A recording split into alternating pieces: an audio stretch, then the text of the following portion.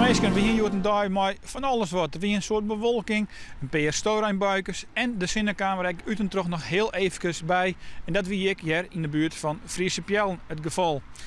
Maar het waren wat oors, we krijgen wat kouder waar en dan beginnen we eerst even maar joen en vannacht. Dan hebben we bewolkings, afwisselen terug opklarings. Ik denk dat het droog bloot en het wordt ook wat rustiger. En daarbij zak je de temperaturen een aardig aan onderuit, gemiddeld naar zo'n 2 graden. In het zuidoosten van Friesland misschien nog een graadje leger. In het waardgebied een graad of 3, 4. En dan morgen, dan beginnen we met die zinnen erbij. Ja, die wind die zorgt ervoor dat de boel wat oprommen wordt. En daardoor is er wat meer ruimte voor de zinnen.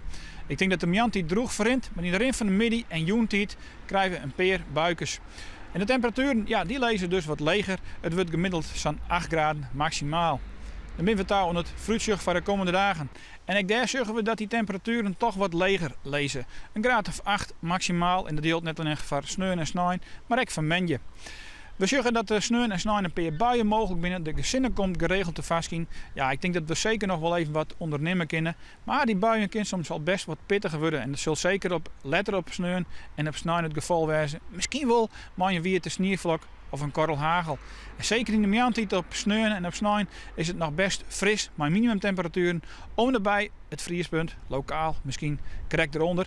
Tak om een weekend en dan begint ik menje al, komt die zuidwestelijke winden weer in. Nou, dan worden de nachten al wel weer wat minder koud. In ieder geval een wisselvallige periode. Nog een hoofdelijke jong verder.